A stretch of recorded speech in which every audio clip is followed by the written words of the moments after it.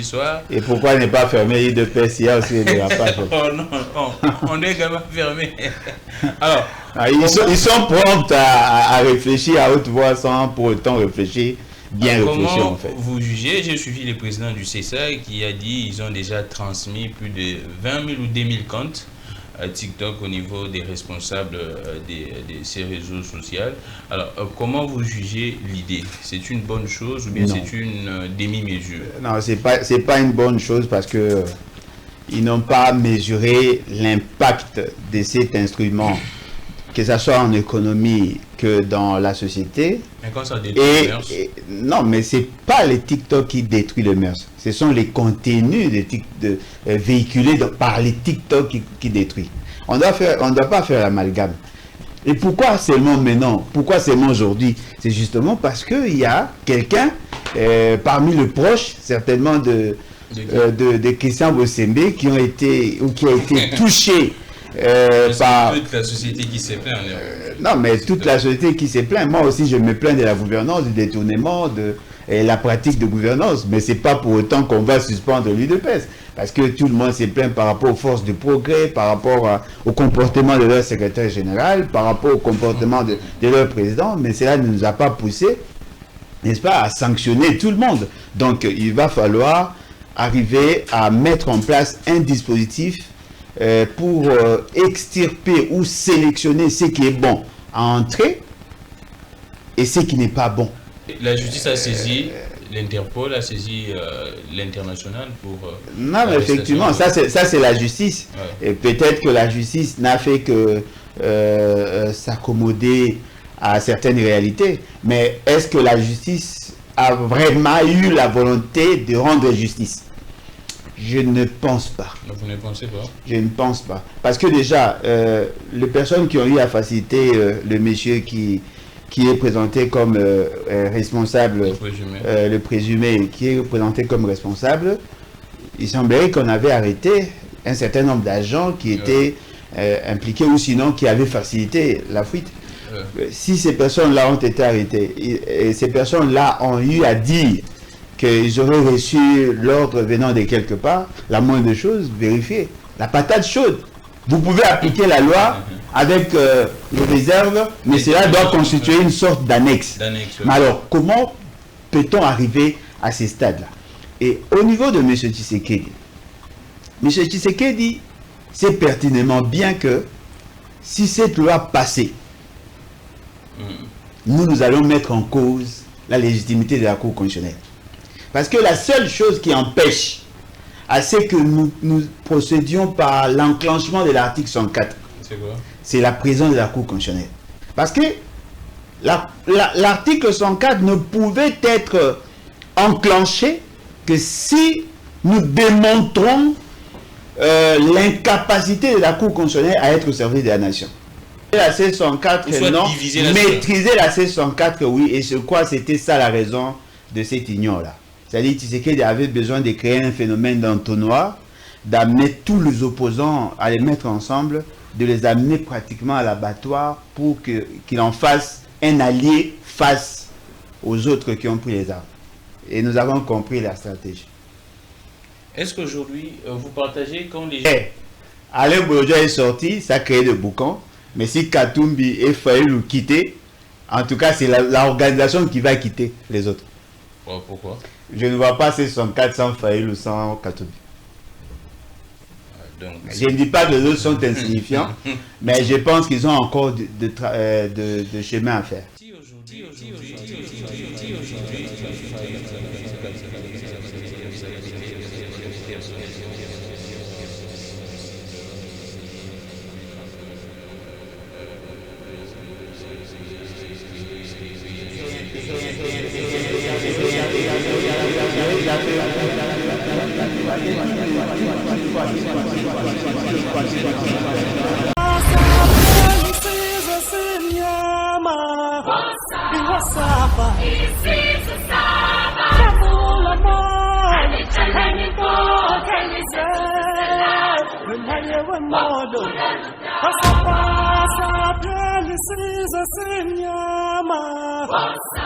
Safa.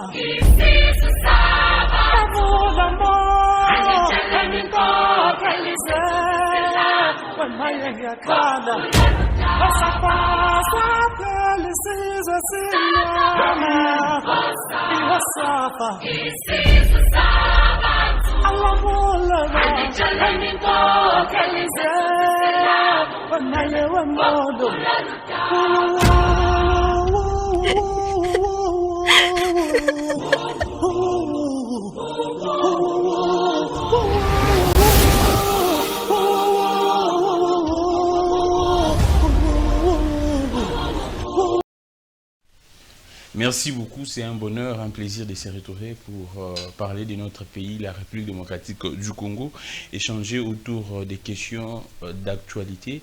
C'est vrai qu'il y a des questions qui sont dominées et l'actualité qui est dominée par les, si je pourrais dire, les renvois ou bien les retours de cette proposition de loi portant organisation du référendum en République démocratique du Congo. La proposition est renvoyée au Parlement, à l'Assemblée nationale.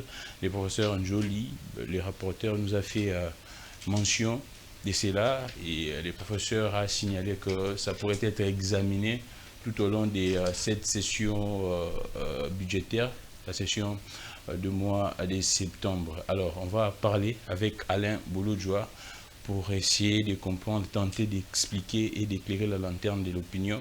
Qu'est-ce que cela signifie? Est-ce que c'est un abandon total ou bien c'est une stratégie politique ou soit c'est un processus juridique normal? Alain Bouloudjoa, président de son parti politique, les BAT, également leader au sein de la génération rupture, il n'est plus de la coalition C64, là il n'y a plus de débat.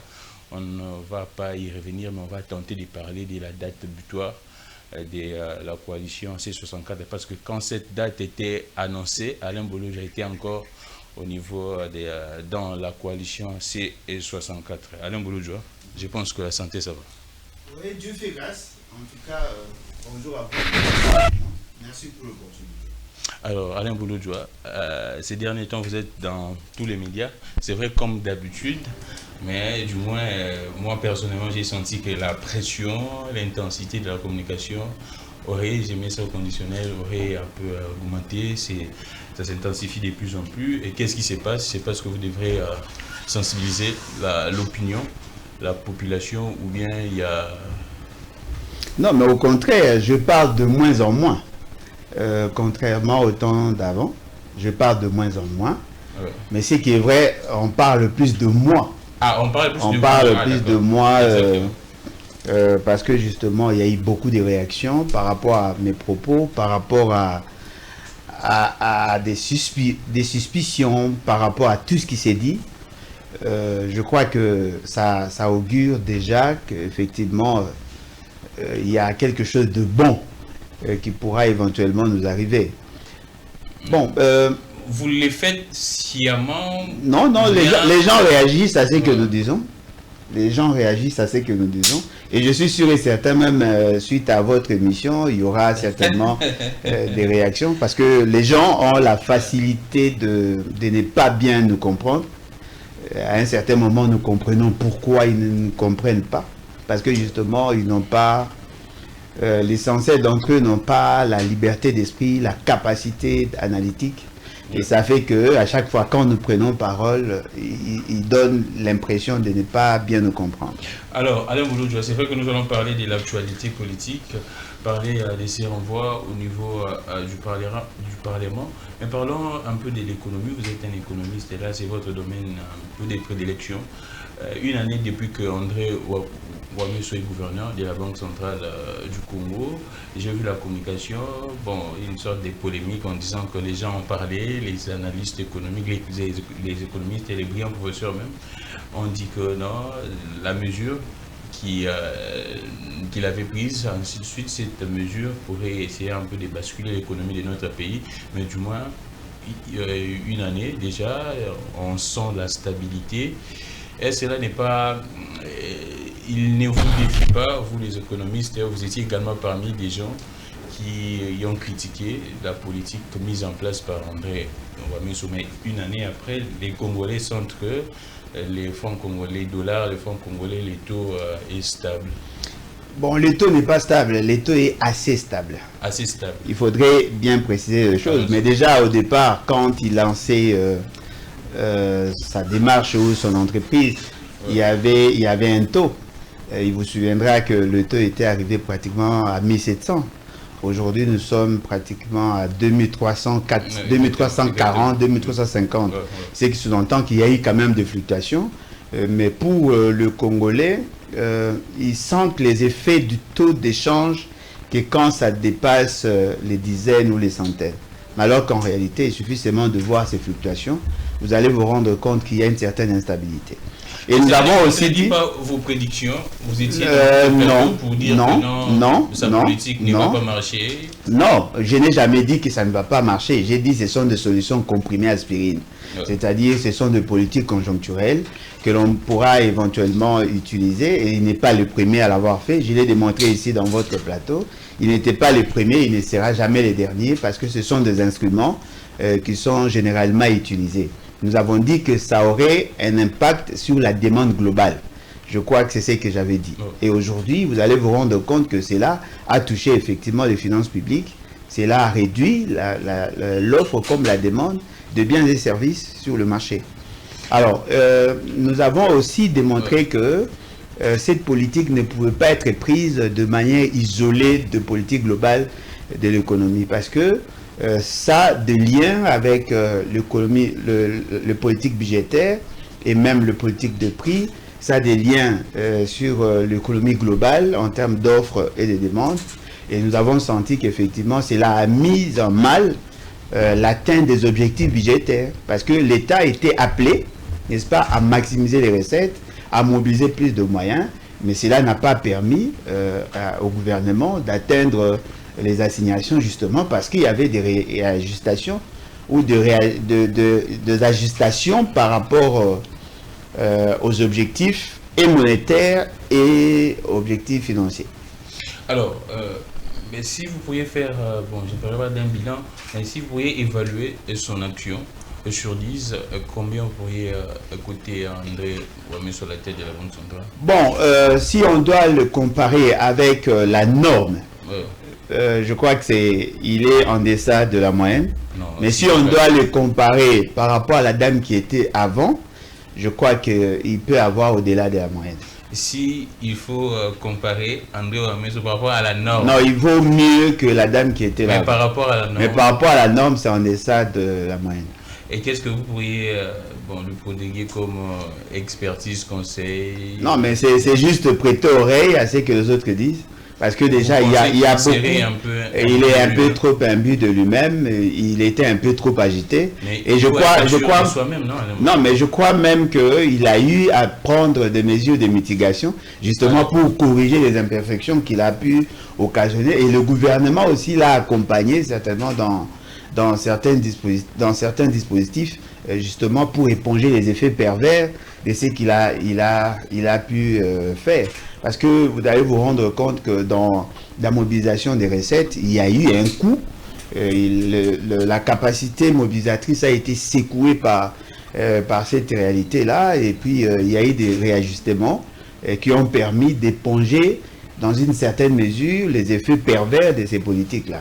Mais ce qui est vrai, c'est que il n'est pas seulement chargé de veiller sur le taux d'échange. Il faudrait aussi voir le système financier dans son ensemble. Il intervient dans la question des assurances.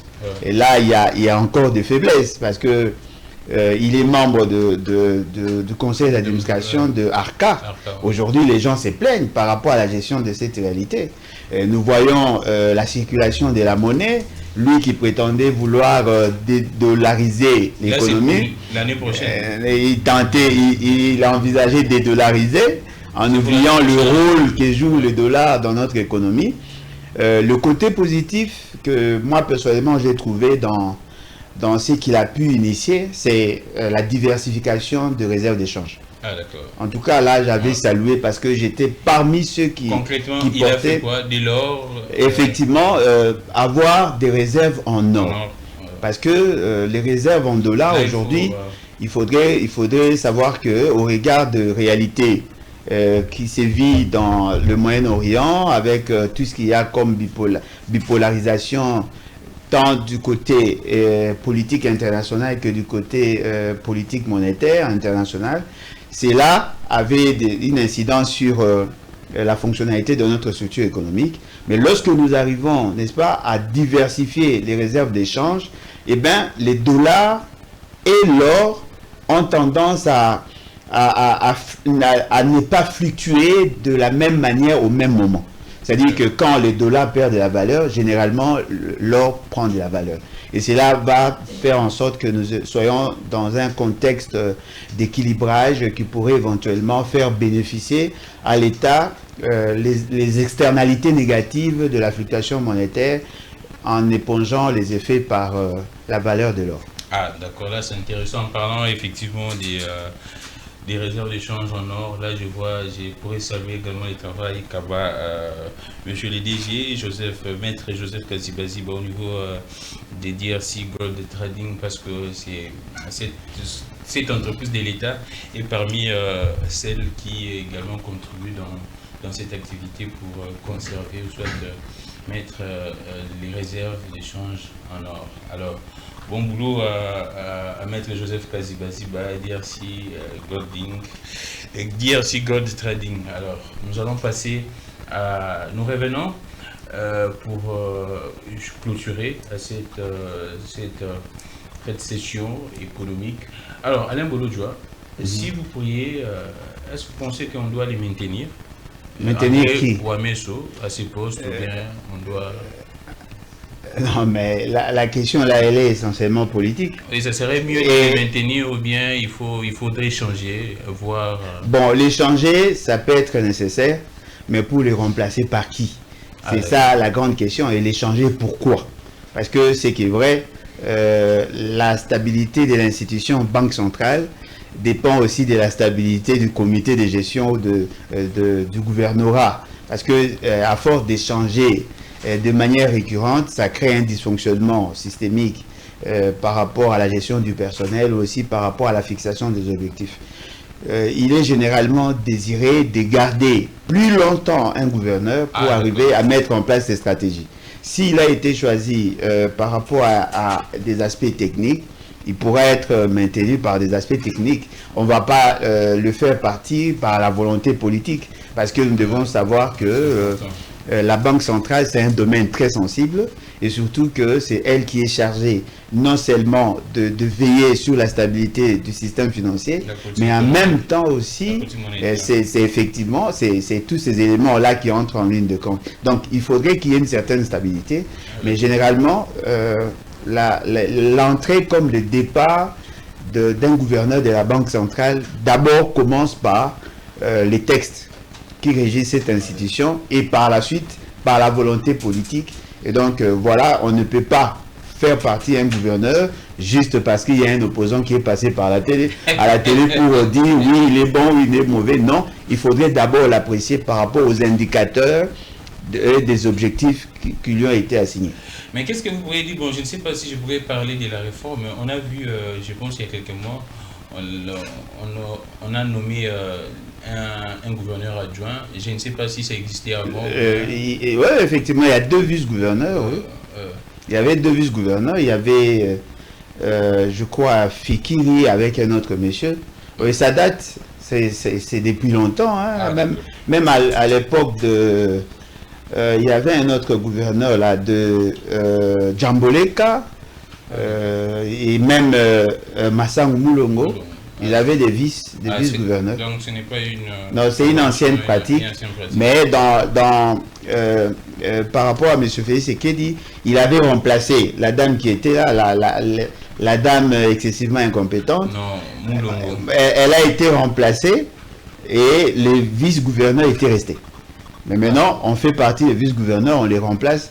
Apparemment, il sait pourquoi il est fait. Ce qui est important pour nous, ce sont les résultats. Merci beaucoup Alain Bolodjoa. On boucle cette session économique. Mais du coup, on doit dire que cette dame a travaillé dans les institutions internationales. Ça c'est ce qu'on vous a présenté. Même si elle a essuyé les tables, on va parler des institutions. Elle n'a rien foutu celle-là. Hein. Et d'ailleurs, je tiens à rappeler, c'est elle qui a créé les déclics pour la déstabilisation du franc congolais. Et elle a recouru aux planches à billets et c'est là a augmenté la masse monétaire en francs congolais. Alors, Alain Boulodjoa, on parle, avant de prendre l'actualité politique, bon, on entre déjà, on prend ce qui est sociétal. Les CESAC envisagent la fermeture, les autorités congolaises, la fermeture des TikTok. Et pourquoi? Bon, je ne sais pas. Les dérapages, on parlerait des dérapages, des insultes, matin, midi, soir. Et pourquoi ne pas fermer l'IDPS? Il y a aussi des dérapages. Oh non, on est quand même fermé. Alors, ils sont prompts à réfléchir à haute voix sans pour autant réfléchir, bien réfléchir en fait. Vous jugez, j'ai suivi le président du CESA qui a dit qu'ils ont déjà transmis plus de 20 000 ou 2 000 comptes à TikTok au niveau des responsables de ces réseaux sociaux. Alors, comment vous jugez l'idée? C'est une bonne chose ou bien c'est une demi-mesure? Non, c'est pas une bonne chose parce que ils n'ont pas mesuré l'impact de cet instrument, que ce soit en économie que dans la société. Mais quand ça détruit les mœurs? Non, mais c'est pas les TikTok qui détruisent les mœurs. Ce sont les contenus véhiculés par les TikTok qui détruisent. On ne doit pas faire l'amalgame. L'essentiel de produits que nous consommons aujourd'hui, en tout cas, c'est que moi je consomme, je les découvre aussi par TikTok. Ah, d'accord. C'est-à-dire qu'il y a des gens qui en font un support ou un moyen de transmission ou de marketing, de communication. Donc, pour eux, c'est un instrument essentiel. Mais pour les autres consommateurs, là maintenant, ça dépend de ce que vous allez consommer. C'est vrai que des fois, quand mes enfants entrent dans TikTok, on trouve certains éléments qui sont nocifs, qui ne sont pas bons à consommer. Mais à côté de ça, il y a de ce qui est bon ou ceux qui sont bons.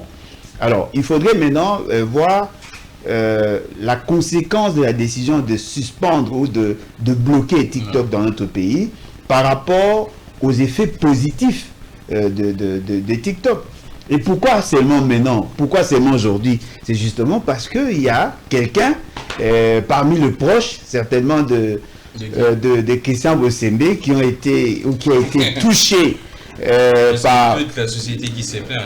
Non, mais toute la société qui s'est plaint. Moi aussi, je me plains de la gouvernance, du détournement, et la pratique de gouvernance. Mais ce n'est pas pour autant qu'on va suspendre l'UDPS. Parce que tout le monde s'est plaint par rapport aux forces de progrès, par rapport au comportement de leur secrétaire général, par rapport au comportement de leur président. Mais cela ne nous a pas poussé, n'est-ce pas, à sanctionner tout le monde. Donc, il va falloir arriver à mettre en place un dispositif pour extirper ou sélectionner ce qui est bon à entrer et ce qui n'est pas bon. Parce que je crois dans d'autres pays, la question a été posée. Moi, j'ai suivi le président français en parler. Il a dit, en Chine... En France, on a interdit l'utilisation des TikTok aux moins de 18 ans. En Chine, les TikTok servent à véhiculer des valeurs. Dans d'autres pays, ça devient de plus en plus un vecteur des antivaleurs et ainsi de suite. Mais la France a réfléchi.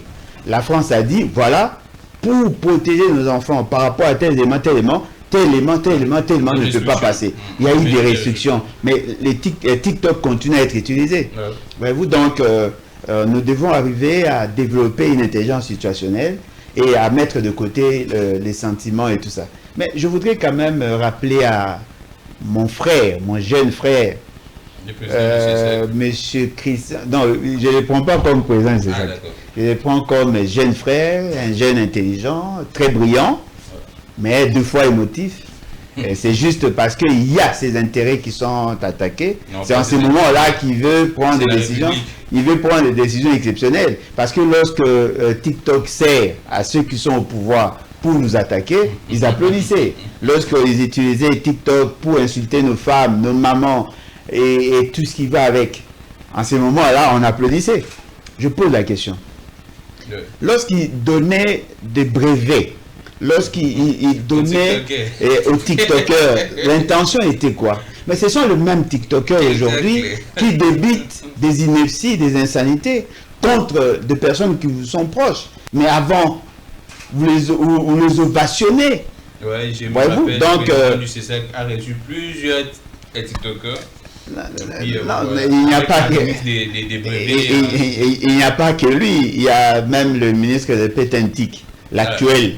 il avait fait la même chose. J'ai vu des femmes, des jeunes dames qui insultent en longueur de journée être reçues. Pourquoi?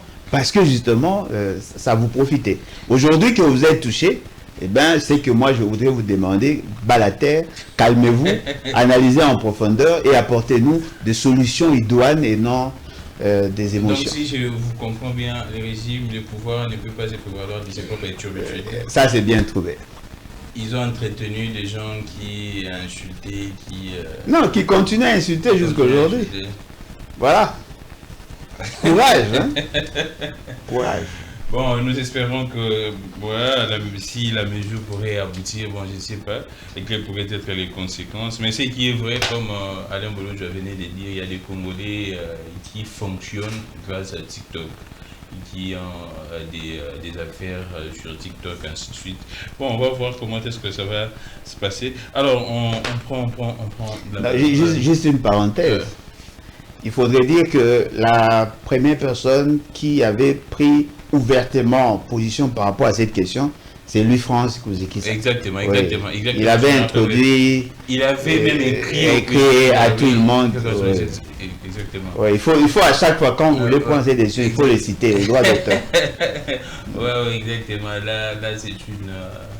Là, vous me rappelez, alors c'est très bien. Vous rappelez également à la nation tout entière. Mais j'ai également, quand Louis-France avait adressé cette correspondance au président, j'ai vu des gens les critiquer, ainsi de suite. Mais aujourd'hui, bon, il y a certains du pouvoir qui applaudissent. Mais comment vous jugez, en parlant de la suppression, la suspension, ainsi de suite, de ces réseaux sociaux, nous avons vu les réactions des gens proches du pouvoir qui tiennent des propos un peu, bon, je ne sais pas, qui disent on doit des propos violents, des violences, même à l'égard de la gente féminine. Vous pensez que la justice devrait interpeller également les gens du pouvoir qui, pour défendre la première dame, disons-le clairement, pensent qu'on doit être violent, ainsi de suite?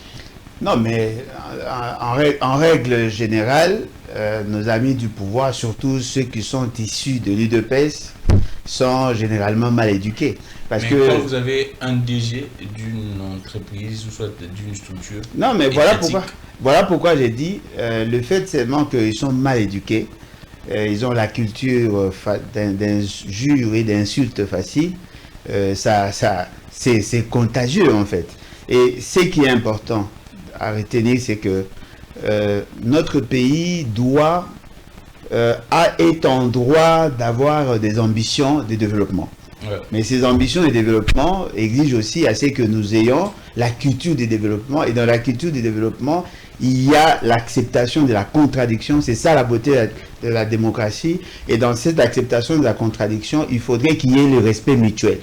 Donc, je constate avec regret nos amis courageux qui sont aujourd'hui au pouvoir, qui sont prompts à insulter, à injurier. Ils ont même eu l'audace d'injurier un président de la République en fonction, en les traitant de fous. Eh bien, moi je comprends que c'est la ressort, relève de leurs caractéristiques en tant qu'organisation politique, en tant qu'organisation sociale. Mais ce qui est important, la meilleure manière de combattre les anti-valeurs, c'est d'amener les valeurs. Voyez-vous, on ne va pas insulter pour justifier ou attaquer les autres insultes. Et généralement, ceux qui nous insultent, généralement, trouvent une brèche dans notre comportement. Ceux qui nous insultent, j'ai dit généralement, ils trouvent une brèche. Donc, c'est qu'on reproche aux nous en avons fort malheureusement, nous avons connu plusieurs premières dames. Et aujourd'hui, je sais que Maman Olive était aussi première dame, sauf peut-être erreur de ma part. Elle était première dame à l'époque il y avait les réseaux sociaux. Ceux qui l'attaquaient ne pouvaient pas démontrer ce qu'ils disaient. Mais aujourd'hui, apparemment, il y a une certaine facilité aux gens d'attaquer, d'insulter. Alors, tout en condamnant le fait d'avoir insulté naturellement. C'est pas seulement parce qu'elle est première dame, mais c'est justement parce qu'elle est femme. C'est justement parce qu'elle a droit à la dignité. C'est pas seulement par rapport à son statut, mais par rapport à ce qu'elle est. Elle est pour nous la source de vie, elle est pour nous une femme, elle est pour nous une maman, c'est une femme mariée, elle a droit à la dignité, et donc je condamne avec véhémence ces comportements délictueux, ces comportements antisociaux, je condamne, mais je demande aussi de l'autre côté à ce que qu'elle essaie un peu de voir, bien que ce n'est pas ça mon rôle, qu'elle essaie un peu de voir sa manière de vivre avec certaines personnes. Elle peut bien s'organiser sans nécessairement être en contact avec tout le monde. Elle est femme, c'est vrai, elle a un rôle, elle a des missions, c'est vrai, mais elle doit aussi essayer un peu de tamiser ses proches pour ne pas donner à ces genres de personnes avec handicap mental de commencer à distiller des choses contre elle. Ça me dérange parce que je suis politicien, parce qu'elle est femme d'un politicien. Ça me dérange aussi parce que je constate qu'on ne la respecte pas trop. Et c'est pas bon. On ne respecte pas trop la première dame. Fort malheureusement. Par qui? Les peuples en général. Non, mais j'ai pas le temps de la juger. J'ai pas le temps de la juger. Généralement, ceux qui l'insultent ont été proches d'elle. C'est rare de voir quelqu'un de loin l'insulter. Ah, d'accord. Moi, personnellement, ça me dérange. Ah, d'accord. Merci beaucoup, Alain Bolodjoa. Les messages est passé. Nous allons très rapidement parler, c'est vrai, on va revenir prendre d'autres questions, mais on parle de la politique. Alain Bolodjoa, bon, on prend, avoir la question de l'extradition, parce que ça continue de susciter, il y a des débats, des polémiques, il y a la famille qui continue à s'inquiéter. Pratiquement, on tombe vers 2 semaines depuis qu'on a repéré, même arrêté, les présumés assassins de notre regretté Wally Amissi. Après plusieurs annonces de son extradition, jusqu'à présent, apparemment, le dossier s'est refroidi. Qu'est-ce qui se passe, Alain Bolodjoa? Quelle est la lecture que vous pourriez faire? Non, mais la question là doit être adressée à Dieu. La procédure est en cours ou bien il pourrait y avoir... Aucune idée. Aucune idée. Ce que je comprends, c'est il y a une volonté manifeste à étouffer l'affaire. Oh, il y a une volonté manifeste à étouffer l'affaire. C'est-à-dire à faire quoi? À libérer il y a une volonté manifeste à étouffer l'affaire, mais la nature intervenant en faveur de la famille, ça fait que tout ce qui est tenté du côté de ceux qui ont le pouvoir de faire ou de ne pas faire a tendance à échouer.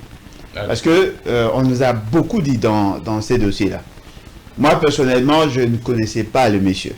Mais je ne peux pas accepter que dans mon pays, qu'on ait la facilité de mettre fin à la vie. Parce que déjà, par rapport à ma croyance, par rapport à ma discipline, par rapport à la philosophie de mon parti, la vie étant sacrée, elle doit être protégée. Voilà pourquoi, quand tout le monde était d'accord sur l'application de la peine de mort, je m'y étais opposé. Pourquoi? Parce que je sais que la vie est sacrée. Alors, on tue quelqu'un, un jeune à fleur de l'âge, on traîne son corps, on a vu les vidéos, on a vu les photos, et ce qui est surprenant, l'État n'a pas fourni assez d'efforts. C'est vrai que on a tendance à distiller des choses sur le dossier, mais ce qui est aussi vrai... Impliqué, la justice a saisi... L'Interpol a saisi l'international pour... non, mais effectivement, ça c'est la justice. Ouais. Et peut-être que la justice n'a fait que s'accommoder à certaines réalités. Mais est-ce que la justice a vraiment eu la volonté de rendre justice? Je ne pense pas. Vous ne pensez pas? Je ne pense pas. Parce que déjà, les personnes qui ont eu à faciliter le monsieur qui est présenté comme responsable, le présumé qui est présenté comme responsable, il semblerait qu'on avait arrêté un certain nombre d'agents qui étaient impliqués ou sinon qui avaient facilité la fuite. Si ces personnes-là ont été arrêtées et ces personnes-là ont eu à dire qu'ils auraient reçu l'ordre venant de quelque part, la moindre chose, vérifier les appels comme vous faites pour d'autres dossiers. Comme ça, ça va nous aider à savoir qui en est réellement responsable. Parce que dans ce qui s'est dit à la cité, on a tendance à pointer un membre du gouvernement. Voyez-vous, je trouve, de mon point de vue, que ça serait aussi précoce de tirer des conclusions hâtives. Mais en même temps, je pense que ce sont des pistes que l'on pourrait éventuellement explorer pour rendre justice. Parce que c'est vrai, peut-être qu'il n'est pas de ma génération, mais il avait droit à la protection de la société. Et ses frères et sœurs ont besoin aussi de savoir dans quelles circonstances leur frère a été tué. Si on peut mettre la main sur le monsieur, pourquoi ne pas les juger, les condamner? Et d'ailleurs, la situation avec Congo-Brazza, elle est différente avec d'autres pays. Il vous souviendra, il y a une dame ici qui nous insultait. Elle a été appréhendée là-bas. On l'a rapatriée facilement chez nous. Bakonga, il y a d'autres dossiers que nous ne pourrons pas citer. Alors, pourquoi pour ces cas-là, ça fait exception? C'est tellement parce qu'il y a des choses à cacher. Si les présumés criminels, selon certaines informations, il aurait dit que l'extradé ici à Kinshasa, il pourrait être en insécurité, il risquerait même la mort, ainsi de suite, et que le Congo-Brazzaville serait en droit également de les protéger. Protéger, ça c'est le droit international, oui. Ça, c'est consacré en international. Parce que nous sommes membres de la communauté internationale. Nous avons ratifié certains traités. Il y a même certaines conventions, que ce soit au niveau international et même entre les États, et qui ont été effectivement signées. Ça protège. S'il dit qu'il doit être protégé parce qu'il n'a pas confiance à la justice, voyez-vous, et pourquoi a-t-il peur d'être... pourquoi se trouverait-il dans une situation d'insécurité? Parce que la justice doit faire son travail. Mais de l'autre côté, la justice doit aussi veiller sur sa vie. Et si Congo-Brazza ne peut pas le rapatrier chez nous ou le ramener chez nous pour des raisons de sa sécurité, eh bien, il faudrait conclure que ce n'est pas l'opposition qui va l'insécuriser. Ce n'est pas la population non plus. Il a peur du fait qu'il y a un système ici, un système mafieux, qui pourrait mettre fin à sa vie. Mais Alain Bouloudjoua, quand c'est présumé criminel, assassin plutôt, avoue qu'effectivement, il serait parmi des gens qui auraient amené Vali Amissi à la mort, ainsi de suite. Il dit qu'il y avait déjà des gens, c'est vrai, lui avait pour rôle d'amener Vali dans la chambre d'hôtel, ainsi de suite. Mais est-ce qu'on ne pourrait pas déjà partir de ces vérités qu'il a dit, parce que je ne pense pas que ça a été sous pression? Bon, déjà, nous ne devons pas tomber dans le piège en prenant dans l'air absolu ce qu'il dit. Parce que déjà, il peut aussi être dans une posture de vouloir se défendre. Voyez-vous, si seulement nous avions une bonne justice, c'est cette justice qui allait nous donner des garanties sur la transparence, sur la véracité de ce qu'il dit. Mais fort malheureusement, que ce soit la justice, que ce soit lui, que ce soit les autres, moi personnellement, je ne peux pas prendre le risque de faire aveuglément confiance. Parce que je sais que dans cette justice, il y a des faiblesses, il y a une certaine maladie qui l'empêcherait aujourd'hui à bien fonctionner. Mais de l'autre côté, je sais que le monsieur qui avait fui, il a des choses à cacher et il doit aussi chercher à se défendre. Voyez-vous, parce que je ne pense pas qu'on va directement le placer a priori, alors que nous savons qu'il y a éventualité qu'il soit aussi, je ne dirais pas innocent, mais qu'il ne soit pas le seul à avoir participé. Dans ce qu'il dit, il peut avoir raison, mais c'est la justice qui devait trancher. Fort malheureusement, il se méfie de la justice congolaise, mais il préfère faire confiance à la justice internationale. Alors, y a-t-il pas moyen à ce niveau-là de voir par rapport à nos relations si on ne pouvait pas ouvrir un dossier en international, ou sinon les juger au niveau du Congo-Brazzaville dans la transparence? Peut-être qu'il pourra éventuellement nous apporter des éléments essentiels pour orienter nos actions. Pour boucler également ces chapitres, qu'est-ce que vous pourriez dire à la famille? J'ai vu les jeunes frères du regretté qui passent dans des médias, mais il y a certaines personnes qui estiment qu'il devrait cesser ces balais médiatiques, soit son balai médiatique. Et pourquoi? Parce que, bon, je ne sais pas, il y a certaines personnes qui parleraient qu'il s'exposerait. S'exposerait contre qui? Bon, là, je ne sais pas également. Ah, mais voilà. Mais qu'est-ce que vous pourriez dire à la fin? Moi, je l'encourage à faire plus. Je crois que tout frère, vivant ou mort, souhaiterait toujours être défendu par le membre de sa famille. Ah, d'accord. Donc, moi, je ne suis pas de la famille de Chérubin ou Kende, mais je continue à porter le dossier. Parce qu'il fut mon vieux, on vivait ensemble, on était souvent ensemble, on échangeait même certaines informations avant qu'il ne quitte la majorité présidentielle et même pendant qu'il voulait quitter le gouvernement. C'est-à-dire que c'est quelqu'un que je connaissais, il venait chez moi, j'allais chez lui, on échangeait. Donc, le lien de famille ou le lien, les relations entre individus interpersonnelles demandent à ce que nous soyons tous gardiens de l'autre. Alors moi, je l'encourage. J'ai eu à assister ou à participer avec lui dans un espèce de Stani Bouchakira. Fort malheureusement, ces jours-là, il y avait un problème. Et tout ce qu'on avait compliqué les réseaux. Donc, je ne sais pas qu'est-ce qui s'est passé. Ma présence, souvent, ça dérange. C'est-à-dire qu'il y avait effectivement un souci. J'avais commencé à prendre la parole, c'était son tour. Et fort malheureusement, c'était coupé.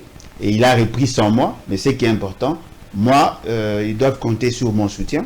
Ah, d'accord. Je m'engage, je m'étais déjà engagé et je continue à m'engager justement pour défendre la cause de leurs frères sur ces points-là. Et donc, naturellement, ils peuvent compter sur nous. S'ils ont des informations à faire passer, nous pouvons le faire parce que justement, nous voulons que la justice soit faite et que le droit soit dit. Malien, pour vraiment finir ce dossier, qu'est-ce que vous pourriez dire pour ceux qui pensent que la maman du présumé assassin devrait être interpellée parce qu'elle connaissait là où était son fils? Est-ce légitime pour sa mère? Était-il la seule à connaître là où était son fils? Et qu'elle envoyait même de l'argent à son fils? Mais oui, en tant que maman, oui. Tant que le fils n'est pas encore condamné, et personne n'avait prouvé que c'était lui qui était derrière, la maman, en tant que maman, ne pouvait que protéger son enfant. Quoi de plus normal pour nous, les parents. Mais ce qui est vrai, en tant que citoyenne, elle ne devait pas faire ça. En tant que citoyenne. Mais en tant que maman, je comprends sa démarche. Alors, Alain Bolo, j'en prends la politique. Le président de la République demande à l'Assemblée nationale d'examiner encore, d'essayer un peu de voir cette proposition de loi. Alors, des portant organisation du référendum, comment est-ce que vous, dans l'opposition, vous analysez cette action du président de la République? C'est un moyen de calmer la tension, c'est un moyen de décrispation, ou bien c'est une stratégie politique, ou bien c'est le droit? Le tout, apparemment. Parce que nous avons eu à opiner là-dessus. Nous avons eu à analyser les faits. Mais aujourd'hui, nous sentons que M. Félix Tshisekedi a compris les dangers que cela pouvait présenter. Parce que ce qui est vrai, appliquer cette loi telle qu'elle a été présentée aujourd'hui, allait présager pratiquement l'effondrement de la société, parce que le seul fil, ou je dirais le seul élément qui doit en réalité protéger toutes les institutions ou le pouvoir dans l'État, c'est la justice. La justice doit rester les derniers remparts. Si la justice pouvait s'aligner derrière la démarche de M. Félix Tshisekedi pour violer intentionnellement et de manière intempestive la Constitution, et bien toute autre chose restant inchangée, on allait entrer dans un cycle infernal, un cycle d'instabilité. Alors, la loi, le projet de loi ou la proposition de loi telle que soumise doit nous interpeller. Nous interpeller d'abord par rapport à la qualité de l'homme qui a porté ces projets. Nous interpeller aussi par rapport à la qualité du débat au niveau des institutions législatives. Nous interpeller aussi par rapport au rôle que doit jouer la Cour constitutionnelle et ainsi de suite. Allons-y. La fameuse loi, la proposition de loi ou le projet, la proposition telle que faite, ça portait pratiquement sur 90 articles au départ. C'est-à-dire qu'on a divisé en deux. Aujourd'hui, c'est à 45. Ils ont eu à élaguer au niveau de l'Assemblée nationale et du Sénat beaucoup d'éléments, je dirais beaucoup de déchets dans cette proposition de loi. Et à la fin, ils ont retenu 35 avec beaucoup d'amendements, beaucoup de réajustements. Ce cette loi est passée par l'institution président de la République. Et l'institution président de la République a envoyé au niveau de la Cour constitutionnelle.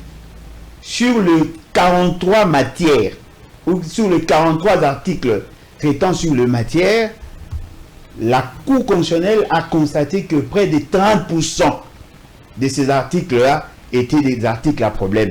Mais attention, la Cour constitutionnelle n'a pas eu à traiter sur d'autres matières qui sont pour autant toxiques, qui, de mon point de vue, du point de vue des essentiels, que ce soit de l'opposition et des autres scientifiques, ne pouvaient pas passer. Alors, la question que l'on doit se poser, quelle est l'honorabilité, quel est le degré d'honorabilité d'un prétendu ou de quelqu'un qui se présente comme professeur, député, qui soumet à l'approbation de la société une proposition de loi de 90 articles et qui constate par la suite des événements que cette matière-là ou ces textes-là ne pouvaient être appréciés qu'à 20%. Ça met en cause la qualité des enseignants. Alain Bouloudjoua, quand la politique entre les scientifiques ne pourrait pas bien s'exprimer... Ces principes-là n'est pas universel. C'est peut-être dans la pratique. Mais moi, maintenant, je me dis, quelqu'un qui prétend être professeur d'université... Non, pas qui prétend... Non, mais je présente le fait, je ne parle pas de son cas. Ouais. Quelqu'un qui prétend être professeur d'université dans ces domaines, quelqu'un qui prétend avoir été élu, qui est supposé connaître les règlements intérieurs, les missions de l'Assemblée nationale, la sensibilité de ces questions, arrive quand même à prendre un projet ou une proposition de loi qui soit rejetée à plus de 80%. On doit à un certain moment s'interroger soi-même pour voir si effectivement on est bon citoyen ou on est bon professeur. Parce que ce soit en termes de professeur, ça met en cause votre qualité et même en cause votre qualité des citoyens. Parce que c'est une manière de coter ce qui représente réellement. C'est-à-dire qu'on l'a pris dans l'état brut, on l'a tamisé, on l'a pesé et il est sorti léger. C'est ridicule dans votre domaine qu'on vous fasse des remarques de primérien. C'est ridicule. Parce que moi, si je produis un document dans mon domaine et que ce document est apprécié à 15%, je dois m'interroger. Et voilà, c'est ça les débats. Alors, au niveau du Parlement, mais le Parlement a plusieurs cerveaux. Au-delà de membres de cabinet, au-delà des autres experts qui pouvaient être éventuellement consultés. Mais le Parlement aussi pouvait consulter la Cour constitutionnelle. C'est pas interdit. Parce que la Cour constitutionnelle est supposée avoir des experts. Avant même que cette proposition de loi soit soumise pour veiller sur la constitutionnalité, la conformité ou la constitutionnalité de la loi, il pouvait aussi consulter la Cour constitutionnelle. Alors, qu'est-ce que nous avons constaté? Sur les 500 cerveaux de l'Assemblée nationale, personne n'a su dénicher ces faiblesses-là. Et pourtant, il y a des professeurs d'université. Il y a des prétendus spécialistes en droit constitutionnel, en droit public. C'est la politique, Alain Bouloudjoua, ce n'est pas la science. Non, mais attendez, la loi n'a pas seulement que cette portée politique, mais il y a aussi un aspect technique. Ouais. Ils peuvent jouer sur le caractère, l'aspect politique, mais l'aspect technique, il y a des reproches. Ouais. On leur reproche beaucoup de choses. Voyez-vous? Et d'ailleurs, je voudrais vous rappeler, en 2005, il y avait une loi référendaire. Ouais. Qu'est-ce qui manquait de prendre cette loi et de l'adapter par rapport à l'exigence constitutionnelle actuelle? Il suffisait seulement d'adapter et on allait avoir une loi. C'est vrai que la loi, en tant qu'instrument, elle est nécessaire. Mais l'ambiguïté qu'il y a dans ces dispositions, effectivement, relève de la volonté politique. Mais en tant que politique, quelle est l'opportunité aujourd'hui d'avoir une loi référendaire qui fasse objet d'autant d'intérêt, alors que le pays n'a ni l'intention d'organiser le référendum en tant que tel, parce que le gouvernement n'a pas manifesté la volonté, ni l'urgence de le faire. Pourquoi sont-ils précipités à donner cette loi? Et c'est arrivé au niveau du Sénat. Le Sénat a eu aussi à analyser en profondeur. Et le Sénat n'a pas su déceler les faiblesses. C'est lorsque nous, le surveillant de la République, nous avons commencé à démontrer les insuffisances de la loi, peut-être que la Cour constitutionnelle s'est sentie dans l'obligation de rejeter de manière polie la dite loi. Parce que quand la Cour parle de sous-réserve, c'est-à-dire qu'il y en a autant. Et ces sous-réserves-là vont même au-delà de ce que l'on pouvait imaginer. Mais il y a certaines matières qui n'ont pas été abordées par la Cour constitutionnelle. C'est-à-dire, devons-nous comprendre que la Cour constitutionnelle a pris une posture d'équilibriste en cherchant à réconcilier le point de vue. Et la Cour constitutionnelle a donné à Tshisekedi la patate chaude. Vous pouvez appliquer la loi avec les réserves, mais cela doit constituer une sorte d'annexe. Mais alors, comment peut-on arriver à ces stades-là? Et au niveau de M. Tshisekedi, M. Tshisekedi sait pertinemment bien que si cette loi passait, nous allons mettre en cause la légitimité de la Cour constitutionnelle. Parce que la seule chose qui empêche à ce que nous procédions par l'enclenchement de l'article 104, c'est la présence de la Cour constitutionnelle. Parce que l'article 104 ne pouvait être enclenché que si nous démontrons l'incapacité de la Cour constitutionnelle à être au service de la nation. Et voilà, il a compris et il est revenu à la raison, fort malheureusement de la plus mauvaise manière, en renvoyant la loi certainement pour une seconde lecture, parce que la loi, elle est mauvaise. Elle est mauvaise, elle est toxique, elle est sociéticide, elle est inconstitutionnelle et anticonstitutionnelle. Nous allons tenter de démontrer, parce que la Cour ne l'a pas dit, les articles 41 et 42 sont-ils retenus dans les réserves de la Cour constitutionnelle? 41, 42, non. Oui. Que disent les articles 41 et 42? S'il vous plaît.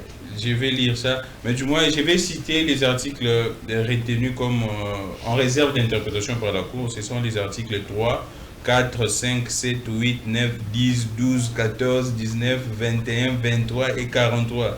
Oui. Il y a plusieurs articles en tout cas. Je vais aller pour lire les articles. Combien, Alain Bouloudjo? 41. 41 de la proposition portant fixant les conditions d'organisation du référendum. Article 41 de cette proposition de loi. Jusqu'à présent, ce n'est pas encore une loi, c'est une proposition. Alors, l'article 41, à la suite d'un dysfonctionnement majeur, paralysant ou menaçant de paralyser les institutions de l'État, le président de la République peut, conformément à l'article 69 de la Constitution, recueillir pour avis, avant toute initiative institutionnelle, l'opinion d'experts sur toute matière constitutionnelle qui ne sont plus adaptés à la situation politique, économique, sociale ou culturelle du pays. À cet effet, il convoque et organise par ordonnance une commission nationale multidisciplinaire de réflexion. Conformément à l'ordonnance sus-évoquée, les experts identifient les dites règles et établissent leur caractère inadapté. Ils se prononcent dans un délai de 30 jours maximum à dater de l'installation de la commission. Ils déposent auprès du président de la République un rapport contenant leurs avis et considérations, éventuellement accompagnés d'un projet de changement des règles constitutionnelles identifiées. Là, c'est 41. Non, on peut déjà s'arrêter là. Ouais. On va lire 42, mais je voudrais quand même que vous lisiez l'article 85 de notre Constitution. Je commence d'abord par l'article 85 de la Constitution. Lorsque des circonstances graves menacent d'une manière immédiate l'indépendance ou l'intégrité du territoire national ou qu'elles provoquent l'interruption du fonctionnement régulier des institutions, le président de la République proclame l'état d'urgence ou l'état de siège après concertation avec les premiers ministres et les présidents de deux chambres conformément aux dispositions 144 et 145 de la présente Constitution. Il en informe la nation par un message. Oui. L'article 86 de la Constitution. Exact. Le président de la République déclare la guerre par ordonnance délibérée en Conseil des ministres après avis du Conseil supérieur de la défense et autorisation de l'Assemblée nationale et du Sénat conformément à l'article 143 de la présente Constitution. Déjà, la révision de certaines dispositions de la Constitution est interdite. Ouais. Pendant que nous sommes dans une situation d'état de siège d'état d'urgence, l'état de siège et l'état de guerre. La Constitution interdit, n'est-ce pas, la révision de certaines dispositions. Mais pensez-vous vraiment que le Constituant pouvait accepter, pendant que le pays est secoué par une situation fâcheuse, que l'on se permette de réviser la Constitution et d'organiser des référendums? Prenons l'hypothèse que nous sommes dans une situation de guerre. Parce que nous avons décrété l'état de siège dans la partie Est. On vous dit on ne peut pas réviser la Constitution. Mais pensez-vous vraiment qu'on peut autoriser les changements de la Constitution? Organiser les référendums? Parce que la révision constitutionnelle, toutes les révisions ne nécessitent pas les référendums. Mais peut-on organiser les référendums pendant que le pays est en partie occupé? C'est-à-dire que l'esprit déjà de ces dispositions-là n'est pas conforme à la Constitution, au-delà de tout. Le président de la République, d'après l'esprit de la Constitution, a le pouvoir d'initier la révision de certaines dispositions de la Constitution. Mais une loi ordinaire lui confère le droit de décider sur le sort de la Constitution. C'est-à-dire que la Constitution qui a interdit au président d'avoir un pouvoir totalitaire vient de voir son pouvoir de régenter la société et l'organisation sociale être maté ou sinon apprivoisé par une loi qui prétend être conforme à la Constitution. Troisième élément. La Constitution a créé le Parlement, l'Assemblée nationale et le Sénat. La Constitution a créé un cadre d'harmonisation et de décision qu'on appelle le Congrès. C'est-à-dire l'Assemblée nationale et le Sénat peuvent se réunir en Congrès. Le Congrès statue sur des matières de compétences du Parlement. Et on va muer ce Congrès en Assemblée constituante. C'est-à-dire, l'esprit de la loi et sa lettre vient de créer, cette fois-là, une instance supérieure à la Constitution. C'est pas normal. Parce que pourquoi voulez-vous organiser le référendum? Pour soumettre un projet d'organisation sociale ou sinon un projet de constitution à la population parce que vous pensez que cette population est souveraine. Mais ce qui veut dire que le Parlement n'a pas le pouvoir de traiter sur ces matières-là. Mais dans ces matières, parmi les matières à toucher, il s'agit aussi des compétences d'un président de la République. Il s'agit aussi des compétences d'un Parlement. Mais tant que la loi et tant que la Constitution n'est pas changée, au nom de quel principe celui qui avait le pouvoir d'initiative pour la révision pourrait cette fois-là avoir le pouvoir, pas d'initiative, le pouvoir d'ordonner les changements de la Constitution? Et comment une instance qui est créée par la Constitution peut-elle avoir le pouvoir sur cette Constitution? Fort malheureusement, ils vous disent c'est sur pied de l'article 5 de la Constitution. Mais le peuple qui se réfère à la Constitution ne peut pas avoir un pouvoir au-delà de la Constitution. La Cour constitutionnelle est supposée connaître ça. Parce que le corps constitué ne peut pas dominer sur la volonté du constituant originaire. C'est-à-dire qu'il y a eu entorse et la Cour constitutionnelle n'a pas voulu mettre en exergue cette réalité. Alors aujourd'hui, M. Félix Séké renvoie la loi au Parlement. C'est par conformisme. Il n'a pas l'intention, il n'a pas abandonné son entreprise de vouloir changer la Constitution. Il n'a pas abandonné parce que si le Parlement va statuer sur des questions, le Parlement va certainement statuer sur des matières que la Cour constitutionnelle a mis en évidence. Mais l'article 41 et l'article 42 risquent de rester en tant que tel. Mais ces deux articles-là confèrent à Tshisekedi le pouvoir de décider sur la Constitution. S'il n'a pas le pouvoir de changer les constitutions, mais il a quand même le pouvoir de modifier les dispositions pertinentes de l'article 220. Alors pourquoi devons-nous être contents d'un monsieur qui ne joue pas franc jeu?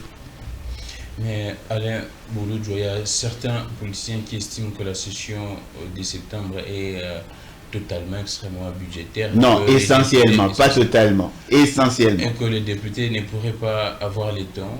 Non, c'est faux. Et cette question, c'est faux. C'est faux. Politiquement, en tout cas, c'est... Non, ça, ils sont des raccourcis. C'est impossible. Non, c'est faux. C'est faux. Lorsqu'on dit la session budgétaire est essentiellement budgétaire, Et la session de septembre est essentiellement budgétaire, ne veut pas dire qu'elle est totalement budgétaire. Attention avec les concepts. Voyez-vous, attention avec le vocable. Essentiellement veut dire principalement. Mais ça ne veut pas dire qu'on ne peut pas toucher sur certaines matières. Et d'ailleurs, dans l'histoire parlementaire de notre pays, il y a certaines décisions qui ont été prises pendant la session de septembre, sans nécessairement que cela soit lié au budget. On n'a pas interdit aux parlementaires de parler d'autres projets, d'autres questions en dehors du budget. Voilà pourquoi le constituant a insisté sur ces termes-là. Ce que je voudrais nous dire, c'est que M. Félix Tshisekedi va se perdre pour rien. Son souci maintenant, là, c'est négocier sa sortie. Ce n'est pas de se maintenir. Non, c'est son souci maintenant, là. C'est-à-dire que s'il doit avoir un souci pour l'instant, ce n'est pas vouloir se maintenir au pouvoir. Parce qu'il ne le fera pas. Vous confirmez que Félix... Il ne le fera pas. Il ne le fera pas. Pourquoi? Parce que personne ne va accepter que quelqu'un puisse marcher sur le pacte social juste pour se maintenir au pouvoir. Alors, s'il veut négocier son départ du gouvernement, son départ des institutions, la moindre des choses, c'est de se référer d'abord à cette fameuse loi que lui-même protège, mais en même temps s'abstenir à donner l'impression comme s'il veut défier le monde. Parce que personne ne va accepter qu'un monsieur qui est né d'une femme comme tout le monde puisse commencer à imposer sa volonté. Il y a des gens qui sont prêts, je vous l'ai dit, chaque jour, il y a des gens qui sont prêts à se battre, même au sacrifice suprême, pour que le pacte social soit respecté. Alors, arrêtez de vivre dans cette illusion logique où vous allez prendre les risques de croire qu'on aura peur de vous. Personne n'aura peur de vous. Personne. Nous sommes en train de défendre ce qui est considéré comme sacré. Essayez un peu de vous imaginer. Si M. Félix Tshisekedi devenait revêtu d'un pouvoir supraconstitutionnel, il pourrait éventuellement changer de constitution comme il veut. Et ce qui est surprenant, chaque 5 ans. Il peut changer de constitution chaque 5 ans. Mais allez voir dans l'histoire. À cause des changements de la Constitution, le pays est entré dans des cycles infernaux de crises récurrentes, de crises politiques. La légitimité des institutions dépend aussi de la légitimité de la loi et de la Constitution. Une constitution illégitime ne peut pas engendrer des institutions légitimes et ne peut pas engendrer des animateurs des institutions illégitimes. Pourquoi voulez-vous nous amener dans ça?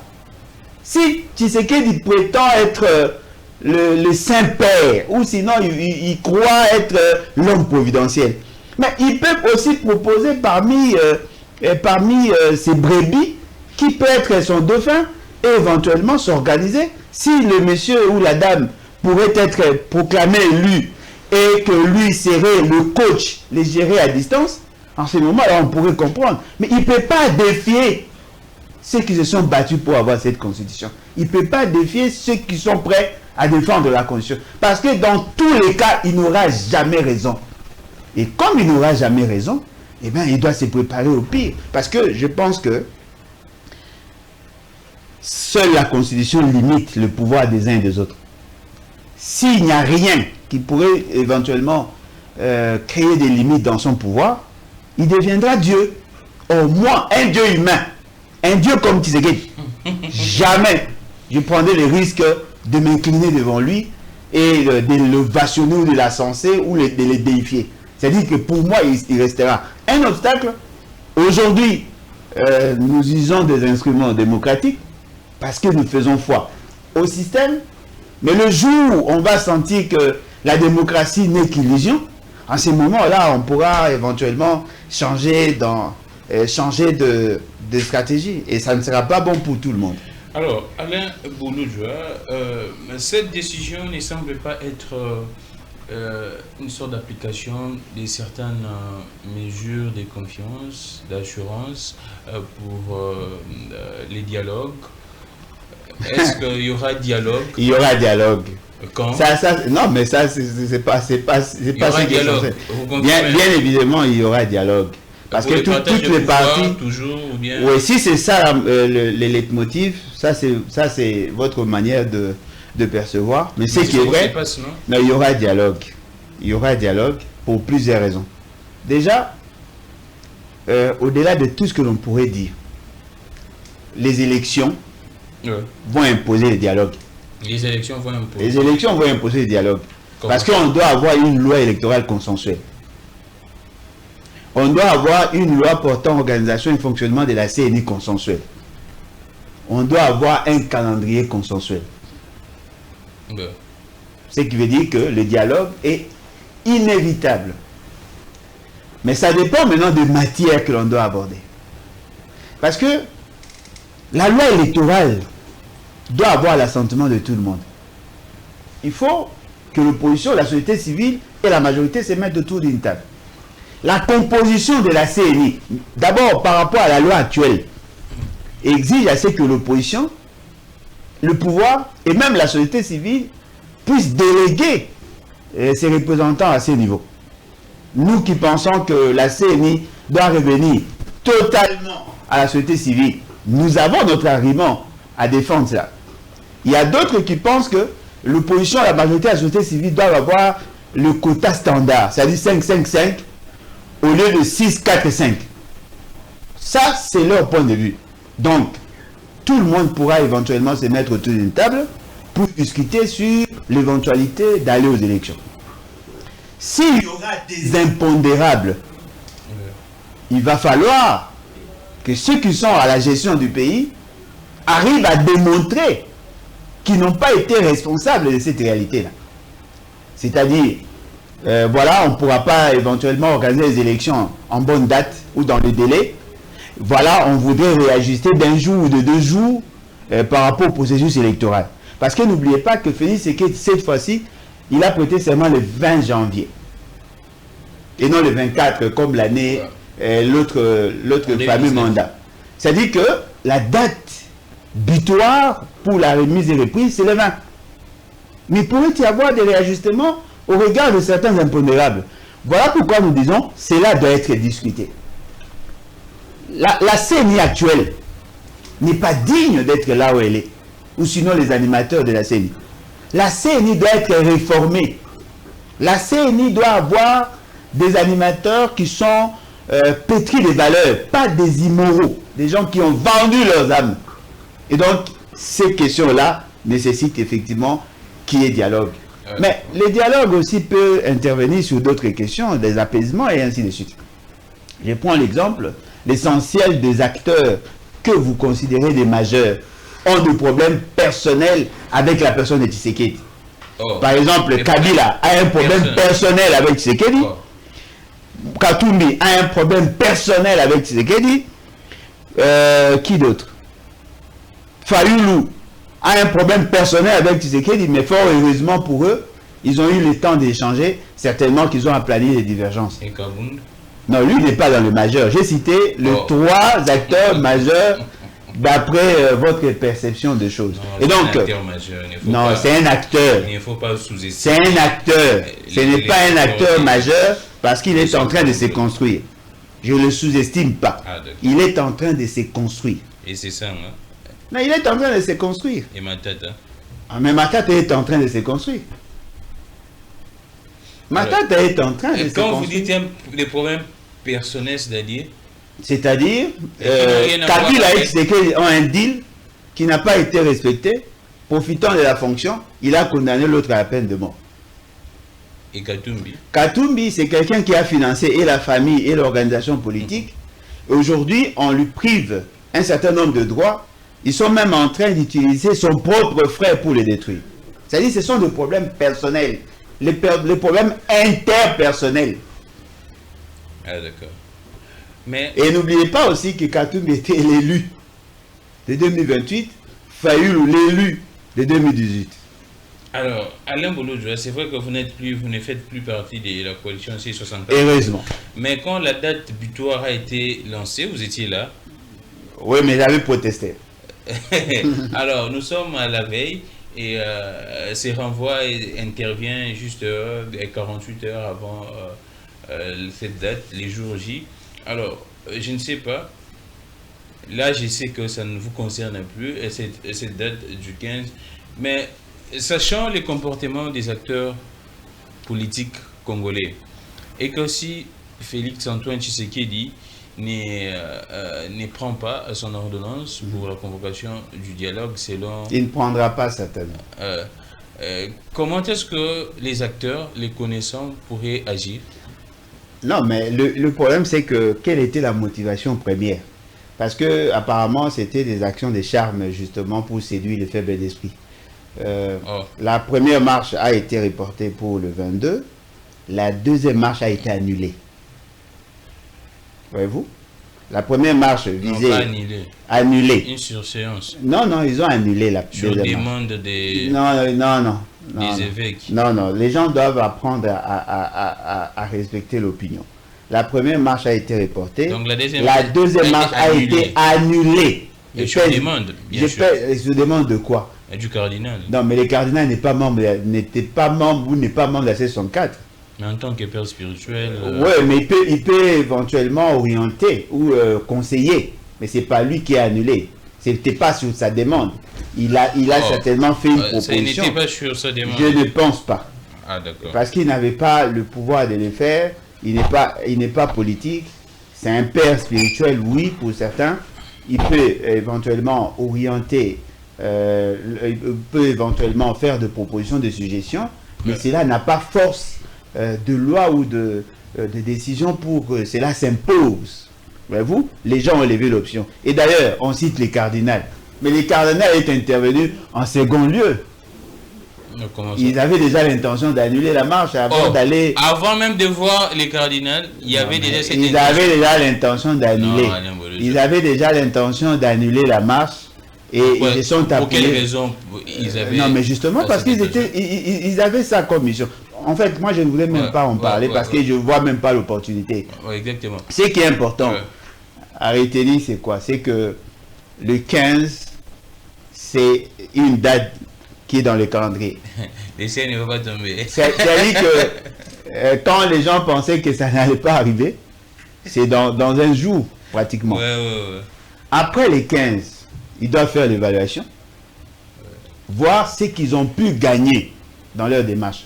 Parce que là où je trouve c'est antinomique, c'est le fait de lier l'ultimatum à l'activité ou à l'organisation. Cet ultimatum n'avait rien à voir avec les objectifs fixés dès le départ. La C64 n'a pas été créée pour aller au dialogue. La C64 a été créée justement pour changer les rapports de force et faire respecter la Constitution. La loi à problème, c'était la loi Ngonankoy. Ce n'était pas les calendriers du dialogue. L'essentiel d'entre eux savait que fixer une date dans l'idée d'intimider Tshisekedi, ça ne marcherait pas. Oh, ils savaient que fixer une date, ça ne marcherait pas. Parce que vous ne pouvez pas donner l'ultimatum sur le dialogue à M. Félix Tshisekedi. Il savait déjà que ça n'allait pas tenir. Mais tout ça, c'était fait pour la consommation du public. Le 15, c'est un défi. Après les 15, il faut faire l'évaluation. Après cette évaluation, il faudrait fixer un calendrier. Après ce calendrier, il faudrait poser des actions. Après avoir posé des actions, il faudrait vous assumer. C'est ce qui manque dans la classe politique. Parce que ce qui est vrai, c'est-à-dire on nous a dit, on m'a dit à moi, que pourquoi voulez-vous que l'on organise la marche? On risque d'exposer les enfants d'autrui à la mort. En faisant sortir les gens, vous avez l'intention de permettre à Kabila de récupérer le pouvoir par devoir. Ça, c'est ce que vous avez dit. Mais maintenant, là, après les 15, après l'ultimatum, il faudrait qu'il y ait des actions. S'il n'y a pas d'action, vous allez disparaître. C'est clair. Oh, s'il n'y a pas d'action... Non, mais attendez, mais vous intimidez quelqu'un. S'il n'est pas intimidé, c'est vous qui serez obligé d'être intimidé. En ce moment-là, vous allez perdre votre capital essentiel, la confiance du peuple. Voilà pourquoi je disais, la moindre des choses, il fallait d'abord respecter le 8, le 22, et après voir l'éventualité d'aller dans vos dialogues. Mais Alain Bouloudjoua, je ne sais pas si vous avez également ces informations. on apprendrait en tout cas de gauche à droite que apparemment dans la C64, Martin Fayulu serait en train de se prévaloir que non, ce serait lui qui aurait un poids politique un peu consistant que les autres. Ah oui. Et que, ah oui, il n'y a que lui et Katumbi. Oh, vous affirmez ça également? Bien sûr, je le sais. Oh, comment ça? Non, mais Fayulu a de l'ancrage sociologique. Katumbi a de l'ancrage sociologique et un pouvoir financier. Est-ce qu'il y a une volonté et nous autres, nous venions seulement juste pour crédibiliser. Madame Oulouja, est-ce qu'il y a une volonté manifeste du pouvoir en place de neutraliser la C64? Neutraliser la C64, non. Maîtriser la C64, oui. Et je crois que c'était ça la raison de cette union-là. C'est-à-dire que Tshisekedi avait besoin de créer un phénomène d'entonnoir, d'amener tous les opposants à les mettre ensemble, de les amener pratiquement à l'abattoir pour qu'il en fasse un allié face aux autres qui ont pris les armes. Et nous avons compris la stratégie. Est-ce qu'aujourd'hui, vous partagez quand les gens disent que si Martin Fayulu quittait cette coalition et que ça mourrait? C'est fort probable, mais c'est une organisation. Peut-être l'organisation va perdre le poids ou la capacité de mobilisation. Mais la structure peut continuer. C'est comme il y a certains partis qui ne représentent plus rien, mais continuent à exister. Voyez-vous? Donc, il y a quelqu'un que moi, personnellement, je considère des toxiques. Bon, en fait, je n'ai même pas l'intention de les citer. Si cette personne-là quittait l'organisation, en tout cas, ils pourront mieux faire les choses. Oh, si la personne quittait... Ouais, c'est vraiment un élément. Ils sont à deux, mais l'autre est maîtrisable. Donc, ils sont à deux. Ouais, si mais l'autre est maîtrisable. Si l'un quitte, la coalition pourrait éventuellement bien fonctionner. Et vous pourrez réintégrer la coalition. Non, je n'ai pas cette culture-là. Fort malheureusement. Moi, quand je quitte pour du bon. Et pourquoi est-ce que, d'abord, bon, je ne parlerai pas des polémiques qui surgissent, et que non, s'il fallu le quitter, Katumbi, ainsi de suite. C'est lancé, ça vient des QG de chacun d'eux, ou bien qui alimente cette polémique que si Katumbi quittait, si Fayulu quittait? Non, mais alimente cette polémique? Si Katumbi, ça vient des QG, si Katumbi et Fayulu, d'ailleurs Katumbi et Fayulu ne pourront pas quitter, ils quitteront avec l'organisation. ça c'est clair. Alain Bolodja est sorti, ça a créé des boucans, mais si Katumbi et Fayulu quitter, en tout cas c'est l'organisation qui va quitter les autres. Pourquoi? Je ne vois pas ces 64 sans Fayulu ou sans Katumbi. Je ne dis pas que les autres sont insignifiants, mais je pense qu'ils ont encore de chemin à faire, à parcourir. Mais bon, on ne parlera pas des C64. On prend, pour finir, Génération Rupture.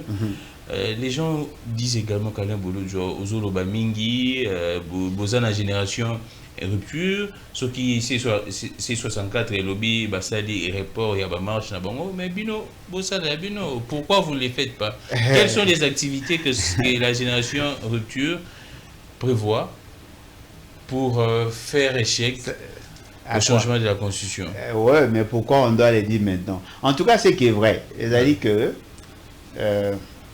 Bandego Bélé va perdre Maël parce que nos libertés financières, nos capacités analytiques.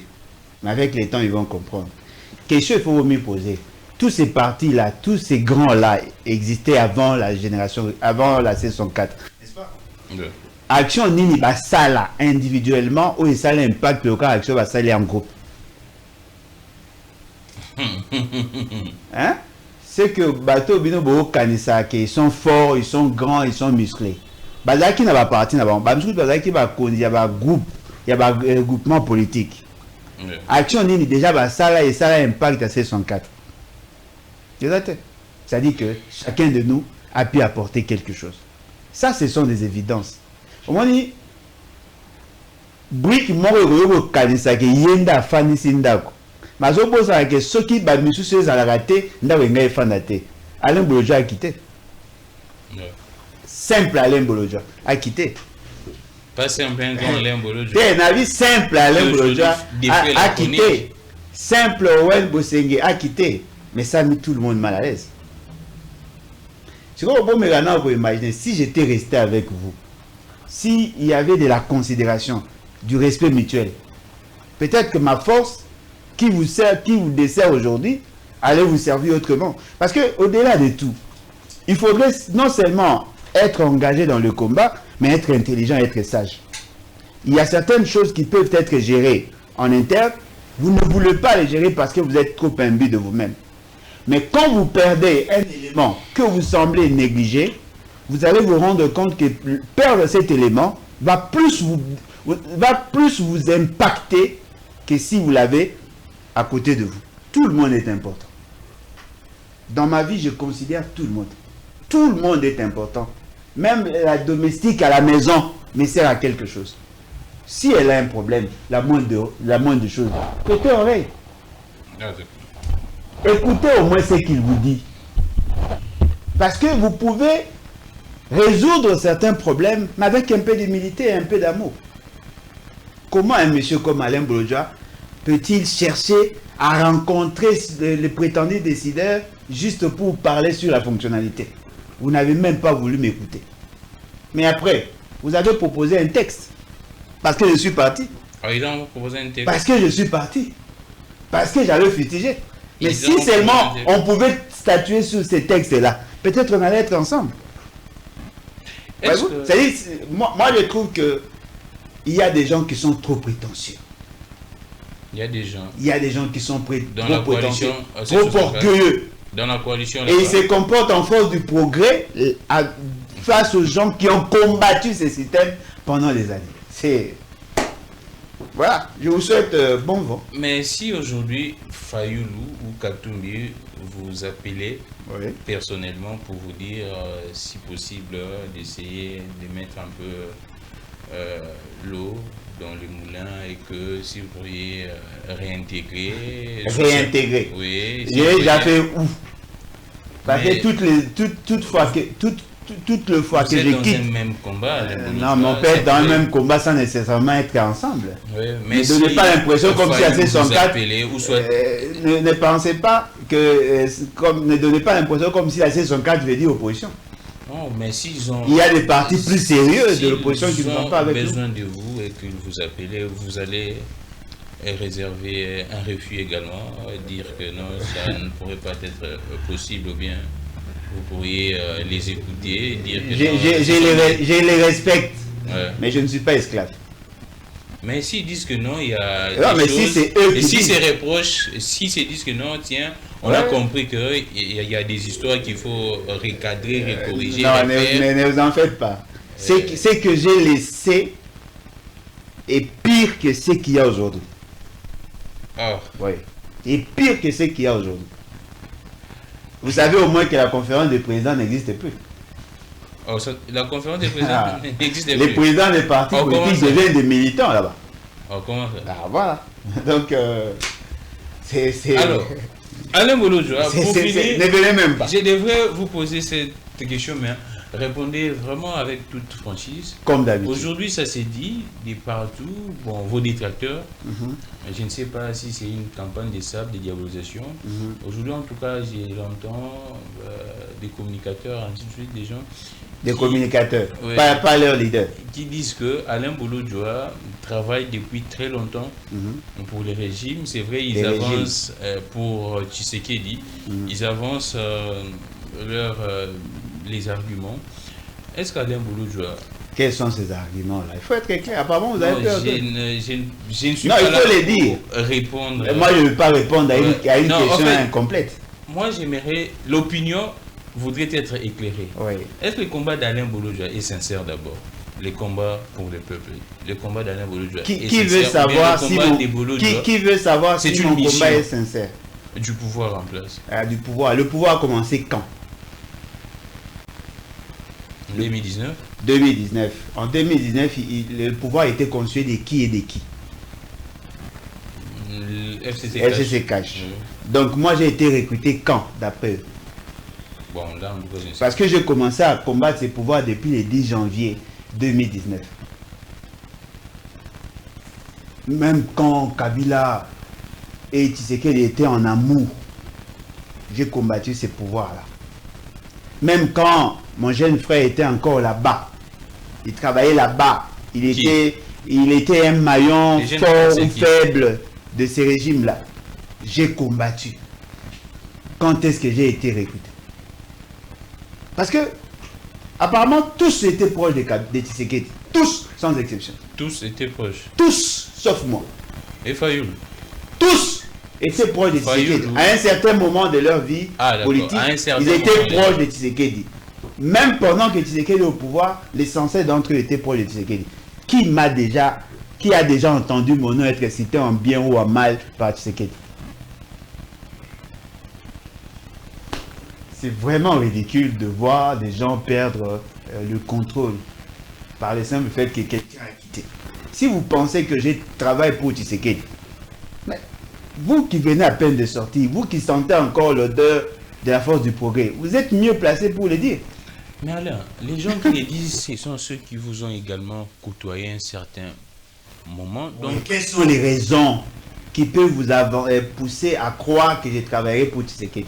Ne me parlez pas de ne me parlez pas de l'arrestation. Exactement. Je prends ce qui est évoqué souvent. Ouais.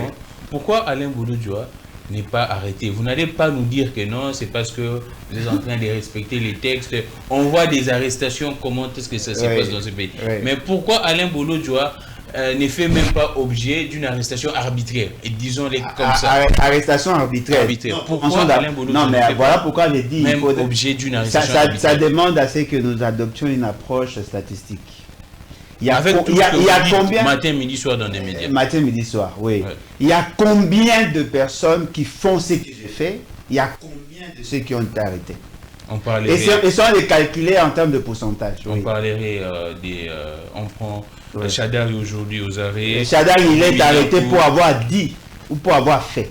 Bon, je ne sais pas. Non, mais commencez par là. Chadari, Onokomba,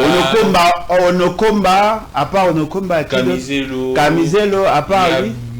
Jacques Ndala aujourd'hui. Jacques Ndala a été arrêté pourquoi? Bon, je ne sais pas. Pour avoir dit. Il y a Milingano qui oui, ça fait 4. Il y a des puces romains qui ont fait la prison. Il a fait la prison. Il y a certains qui sont en exil. Non. Pourquoi s'il vous plaît. Pas objet même des soyons méthodiques. Vous avez cité jusque-là 5 personnes. Non, ils sont plusieurs. Et des anonymes. Vous ne savez même pas pourquoi a-t-il été arrêté. Non. Je vous dis par rapport à l'opinion. Par rapport à l'opinion, à leurs opinions, ils sont au nombre de combien? Vous avez cité 5. Milingano. Oui, vous avez cité 5. Mais ceux qui, s'il vous plaît. Vous êtes parmi les gens qui sont plus écoutés, Alain Bouloudjoa, aujourd'hui. C'est par rapport à ceux qui sont écoutés. Vous êtes parmi les gens qui sont plus écoutés. Mais Alain Bouloudjoa, tout ce que vous dites là, les gens pensent qu'il y a des affirmations graves que vous faites. Mais Alain n'est pas inquiété. Non, mais j'ai été convoqué combien de fois au parquet? Combien de fois, dites-nous? Non, mais 3 fois déjà. 3 fois déjà? Mais bien sûr. Dans quel dossier? Non, mais les dossiers par rapport à mes déclarations. Et vous partez au parquet et alors vous rentrez en homme libre? Non, mais bien évidemment. Non, mais attendez. Dans ces régimes. Non, mais attendez. Je voudrais vous démontrer que vous n'avez cité que 5 personnes qui seraient arrêtées. Mais ceux qui passent à la télé, ils sont pratiquement une centaine. Mais des voix qui portent dans l'opposition, on ne peut pas citer 3 voix dans l'opposition sans citer la Bouloudjoa. Dites-moi, quand est-ce qu'on a arrêté ces 5? Lui ne parlerait pas trop souvent comme vous. Alors. Non, trop souvent ou trop fort. Même trop fort. Ah bon, donc je suis les seuls qui combattent sincèrement Tshisekedi apparemment. On dit que vous êtes dans des extrêmes, des propos assez durs. Non mais donnez-moi des exemples. Assez durs, c'est-à-dire outrageant. C'est l'opposition qui dit ça. Oui. Ah bon? Donc moi je ne savais même pas que l'opposition souhaitait aussi qu'on arrête des gens. Non, on constate la réalité, mais à l'exception de cette réalité. Et alors, vous voulez que je fasse quoi? Profitez-en. Si vous pensez que ce que je dis est trop dur, trop fort contre les intérêts de Tshisekedi, vous qui êtes opposant, profitez, ne cherchez pas à mettre fin à cela. Salomon Kalonda n'a rien fait, il était arrêté comme...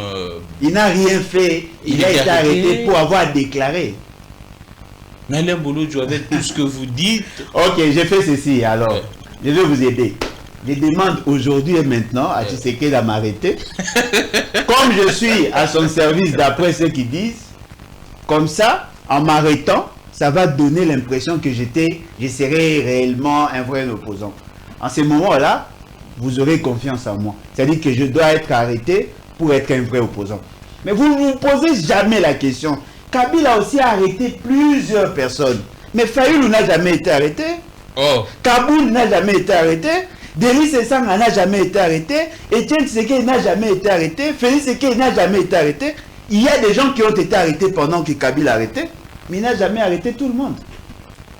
Là, vous insinuez non, quoi? Je tiens tout simplement à vous dire, votre raisonnement là ne tient pas.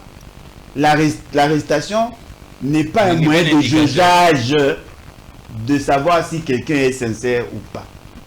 Il y a de ceux qui ont fui. Vous m'avez demandé de fuir aussi, je refuse. Oh, les gens vous ont demandé de fuir. Vous savez bien comment il ne rentre pas, on va vous arrêter à l'aéroport. J'ai refusé. Soyez comme moi, sage, prudent, malin et vivez longtemps. Ce qui est important, c'est de savoir, est-ce que ce que Alain Bolodja fait, ça profite à l'opposition ou au pouvoir? Dites-le. Si vous pensez que critiquer Tshisekedi, c'est l'aider, ça c'est votre compréhension. Moi, je suis prêt à tout. Mais je respecte la loi, c'est tout. Bon, merci beaucoup, Alain Bolodja. Comment quelqu'un qui vient à peine de sortir du pouvoir peut-il douter de ma sincérité? Et ce qui est surprenant, même quand certains sortaient de la prison, quand on leur rendait visite, ils nous disaient, on peut savoir pouvoir, tout passe. Toluka n'enyo soit recompense de te comprendre on te sait qui après au ballon il travaille pour le. Mais toi tu viens de là, donne les informations. Et puis quelqu'un est parti même plus loin, dit allez besoin d'agent à année. Ouais, c'est ce qui s'est dit. Est-ce que agent à année va canariter? Moi je sais pas, moi je n'ai jamais été un agent de l'année, je sais pas si. Bon aussi on a tous zate, mais Lucas ça monte va canariter agent à année. Hein? Bino bobimara le roi Dalila. Bozo ngabo tuna Samson, quel est ton secret? Non, profitez de ce que j'ai fait. Profitez de ce que j'ai fait. Vous n'avez pas besoin de tout savoir. Alain Bolodja, la génération rupture Botikali combien? Des partis politiques. De Malongo de Botikali combien? Tout ça l'année de la qui bat nous à Baksan. Oh. Bato Balongo Balongo Beta. Batu Balongo était. Balongo Beta. Ah d'accord. On a ébi ça comme moko. Comme tout moi Balongo. Nani? Kinana. Oh. Alobi Alongo. Et vous? Alobi non toi? Ah donc il est toujours dans la génération. Oh, Alongo Alobi té.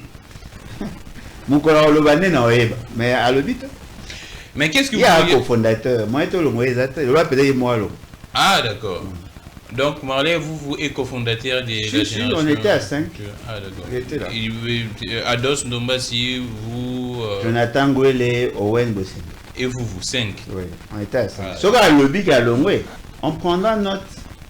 Mais le quoi l'obig à Longwe, et le quoi paye règlement Ezaraki n'a noté tant Mazaraki. Mais pour vraiment finir, qu'est-ce que vous pourriez dire à vos deux jeunes frères? Je sais que ce sont les deux qui passent souvent dans des médias pour vous répondre. Mais répondre? À quelle question? Marley, vous et Kinana, ce sont ces deux-là qui vous répondent. Ils me répondent à quelle question? Dans ce que vous dites, non? Ils réalisent par rapport à mes propos. Non, moi, ce sont mes jeunes frères. Ah, d'accord. Vous n'êtes plus en contact ou bien? Non, évité. Ceux qui n'ont pas ça, ils ont remarque, ils reprochent. Soit na téléphone, soit en présentiel. Mais moi, j'ai eu. J'ai suivi et Kinana qui dit que Yo Moutobanda qui est. Alain Bolodja, vous êtes passé dans un média pour dire que Ekina n'en a pas de parti politique et c'est ça qui l'a fortement dérangé. Pour eux, mes attentes, la stratégie est bien. Vous aurez la vidéo, Botia. Malade. Botia n'a pas vidéo. Mais N'a qu'à répondre. Ce sont mes jeunes frères. Moi, je protège la jeunesse. Moi, je ne suis pas dans vos histoires. Dans la pose à la polémique, mais Alain Bolodjoa, les gens pensent que vous devenez de plus en plus arrogant, un but de toi-même également. Okay. Un but de soi-même ou fier. Bon, là, je ne sais pas. Mais Alain Bolodjoa, les gens constatent qu'Alain Bolodjoa a commis succès au matériau, succès, notoriété. Et qu'est-ce qui se passe à l'impression? Est-ce que c'est vraiment vrai ou bien ils ont l'impression ou bien Badou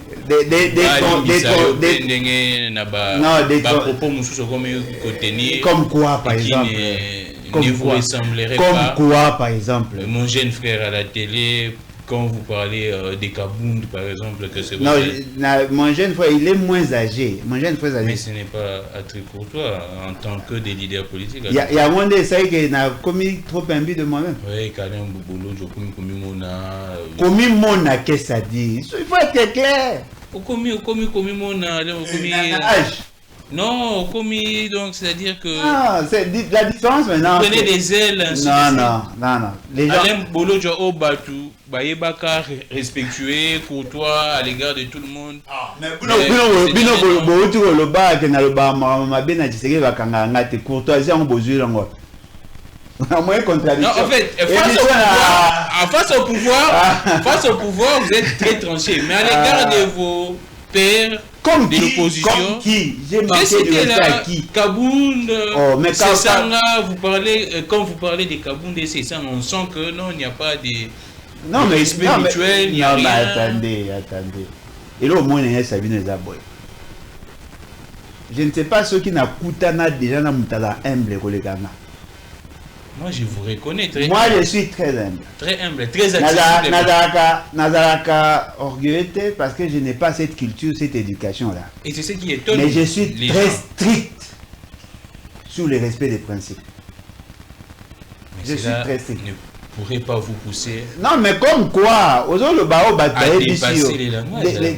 Donc, en quoi faisons?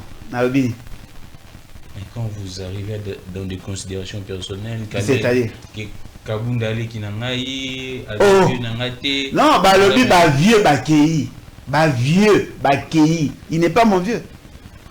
Bon, il n'est pas mon vieux. Il n'est pas mon vieux. Attention, ce que moi j'ai compris, c'est quoi? Les journalistes et l'opinion, une frange à opinion, comme la culture, il y a manipulation. Ah, d'accord. On pose la question. Banani Bazakuna. Moi, je suis un parti politique. Bongo Banani Baza société civile. David Kassongo. Je cite un nom. Et le journaliste dit ah, Bongo tel. Ah, dans la société civile. En bas, à c'est qui? Vous me reprochez de ça? Oh. Mais. Moi, ils n'avouent pas mes amis. Boire un mon famille à Barabas. Hein? On vous pose la question. Va poser question dans le public. Entre Barabas et Yesu, la famille à Barabas a gagné. Crucifiez Jésus. Tu vas poser question en tête. Crucifiez-le. Pourquoi on a posé le Kinabino, tout le monde Nabino, à la sauver. Mais ce que vous semblez oublier, vous êtes en train de crucifier la vérité. Ceux qui ont géré avec Tshisekedi, ceux qui ont mangé avec Tshisekedi, ceux qui vous ont causé du tort, oh, on a tellement pour la défendre Bino. Le fait seulement que moi, frustration, vous voulez les hisser comme Bangonde va porter à combat et vous semblez oublier tout ce que nous avons fait ensemble. Ah, d'accord. Moi, les reconnaissances, maman a eu ça un jour. J'ai été préparé. Moi, je suis constant dans mon combat. Le même valeur, le même disposition d'esprit, je continue mon combat. C'est à vous maintenant de voir ceux qui vont me les. Et puis, du genre, Alain a commis trop un but. Trop un but. Qui m'a déjà approché Naboué? Jamais. Mais est-ce que... Je n'ai pas cette culture-là. Je suis humble comme mon Seigneur Jésus, mais je suis strict. Est-ce que Alain Bolodjoa ne serait pas problématique? Non. Alain Bolodjoa n'est pas standard. Hein? On a akena mabe ala standard azungi wete. Nga soki lo eza mabe. Et puis nga sepela na mabe te. Ato zande kolanga. So sai mabe eza mabe. Et maintenant, pour ceux qui disent que non, Alain Bolodjoa a ébi ko ça la politique, il y a moins d'oser battre ni au yébi le ozo lukati en fait, c'est ça. Ok. Politique il y a compromission. Qui vous dit qu'il y a après ça politique à Mbogo? Toujours des compromissions dans la vie, des concessions, des compromissions. Non, concession oui, compromis oui, compromission non, c'est clair. Oh, est-ce que vous savez que moi je suis en alliance avec Jésus? Bolinga n'a peur de l'éternité pendant ce vie. Et puis moi, je n'ai jamais apprécié ce que vous appelez politique. La politique du mensonge, la politique de contre-vérité, la politique des anti-valeurs. Je n'en veux pas. Je n'en veux pas. Et qui sont... Non, moi, je ne suis pas dans ça. Qui sont dans des anti-valeurs. Je ne suis pas dans ça. Moi, j'ai ma logique. Boye Langa, un parti politique au Bino Boyebi, où il y a ça la projection en 2050. Tout discuter na bango, idée contre idée, programme contre programme. Boye Langa, bateau ba na comment je peux appeler? Oh bagaille na manifeste, oh les a tenir compte na toutes les dimensions de développement. Parce que la politique c'est quoi? Les ali manière de gérer les cités. Les problèmes de Congolais. Comment les résoudre? C'est ça la politique. Merci. Mais c'est pas ça mon combat. Ce qui veut dire que sincérité dans ma bien politique. Faites votre politique sans moi. Merci beaucoup Alain Bolodjoa. C'est vrai que tout ceci n'a pas Alain Bolodjoa n'a pas dit que badmo parce qu'il est bon na ville. Ah ouais, bah il y a Lukusa, avec Lukusa. On a Lukusa. Et là avec Lukusa na restaurant. Na restaurant mo hotel Lukusa. Bon opposant to ba toi pouvoir. Après le balanga il y a ça politique. Bon opposant to ba toi. L'immoralité n'a rien à voir. L'immoralité. Il y a pour moi la monga mabe. Oh ya mabe. Mbongo mabe na madame ezalaka. Ah ezalaka. Oh nyo c'est rambo. Non, c'est pas bon. Banani bazwaki mbongo pas banani. Pourquoi le dire? Après ces informations est essentielle. Après yo tout na oponi bakanga ete alobaki comment on va kai. Mbongo na Lukusa. Avec Lukusa, restaurant moi avec Lukusa. Ah, na Lukusa. C'est une honte pour une société qui se veut. C'est vraiment une honte. Mon restaurant à Lukusa, bon, je peux m'imaginer. Du côté à siège à nouvelle là, bon, je sais pas.